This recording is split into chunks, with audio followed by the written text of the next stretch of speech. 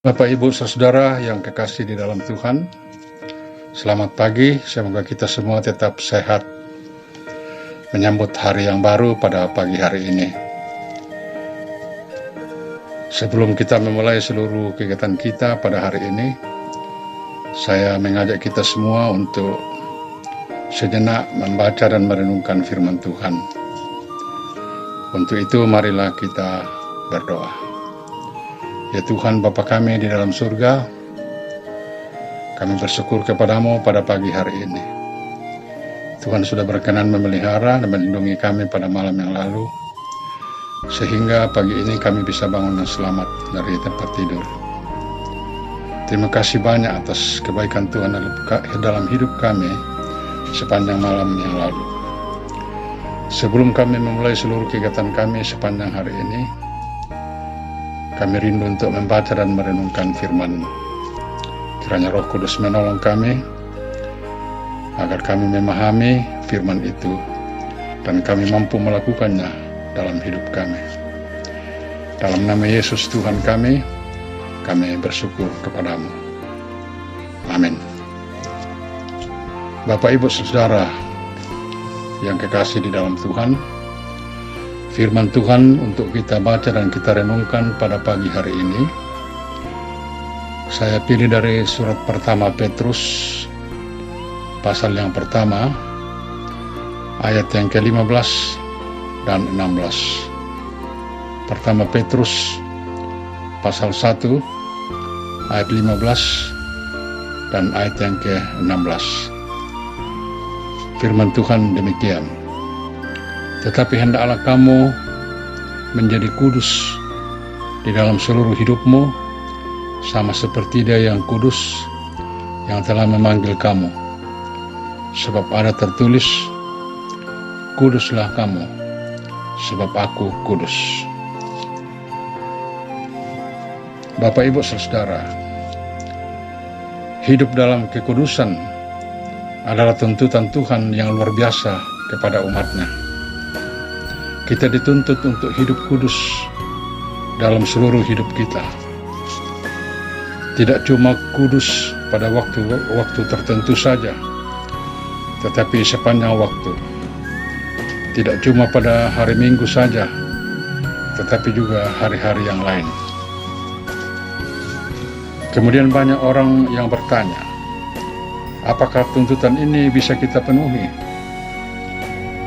Apa tidak salah dan tidak berlebihan tuntutan seperti ini?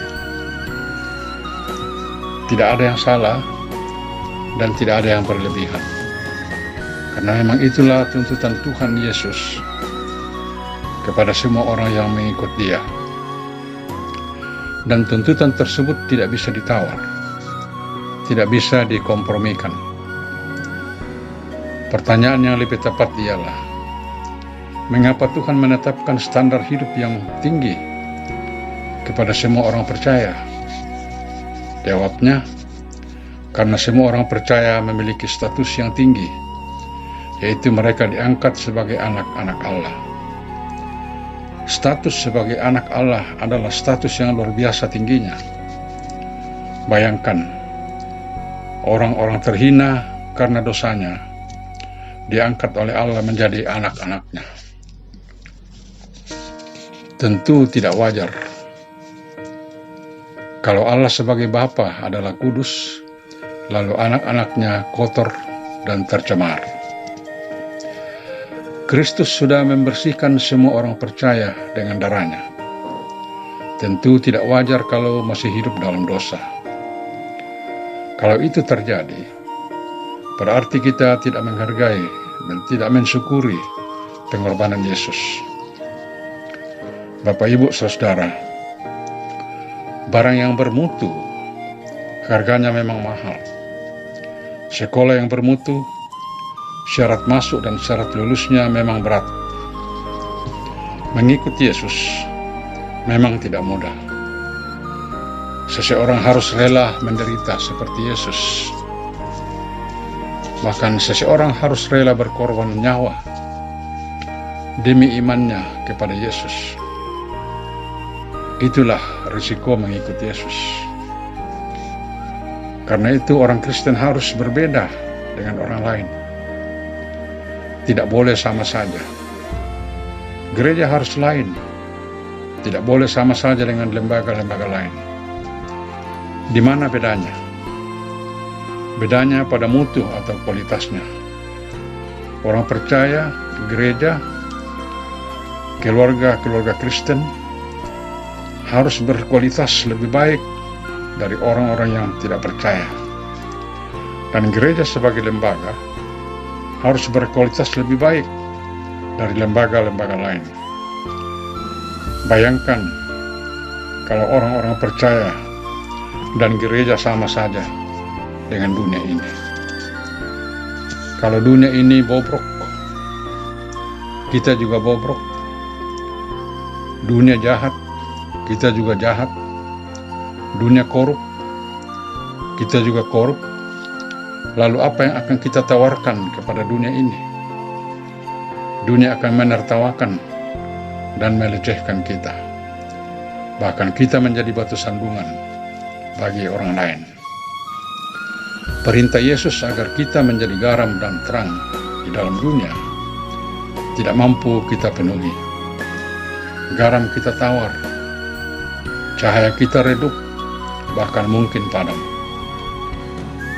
Yesus mewanti-wanti jangan sampai hal itu terjadi.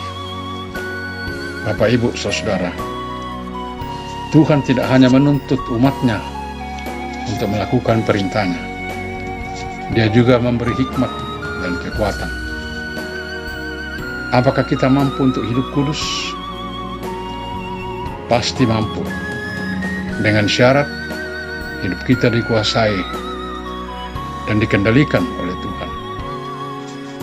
Kalau Roh Kudus Tuhan yang berkuasa dan memerintah dalam hidup kita, yakinlah, tidak ada perkara yang mustahil. Soalnya ialah, apakah benar Tuhan yang berkuasa dan memerintah dalam hidup kita?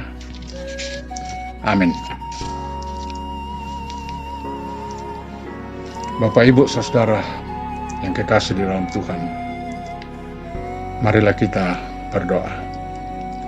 Ya Tuhan, terima kasih banyak atas firman-Mu yang boleh kami dengarkan dan kami renungkan pada pagi hari ini.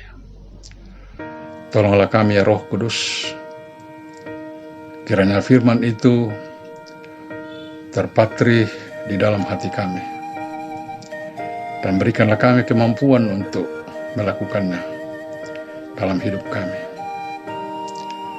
Topanglah kami ya Tuhan, supaya kami mampu untuk hidup kudus. Kami menjauhi semua yang jahat di dalam dunia ini, untuk hormat dan kemuliaan nama Tuhan. Kami mengaku bahwa kami sering jatuh. Kami sering lupa kepada perintah-Mu ya Tuhan. Dan kami tidak menjaga kekudusan kami sebagai orang-orang yang Tuhan sudah panggil, Tuhan sudah khususkan di dalam dunia. Topanglah kami supaya kami benar-benar menjadi garam dan terang di dalam dunia. Tuhan, kami menyerahkan hidup kami sepanjang hari ini kepada Tuhan. Berikanlah kepada kami kekuatan supaya hari ini kami kuat untuk bekerja dan tetap mengandalkan Tuhan.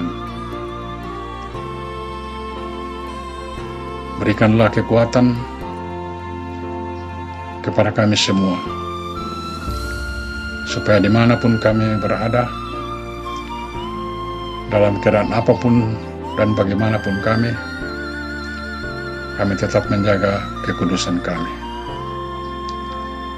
Kami berdoa bagi saudara-saudara kami yang mengalami kelemahan tubuh, baik di rumah maupun di rumah sakit. Karuniakanlah kesembuhan kepada mereka.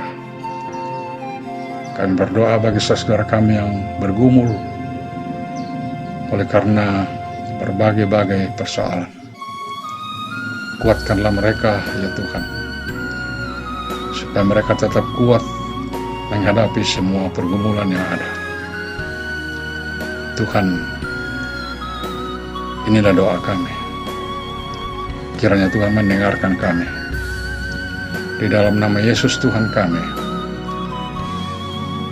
bersyukur dan bermohon kepada Tuhan. Amin.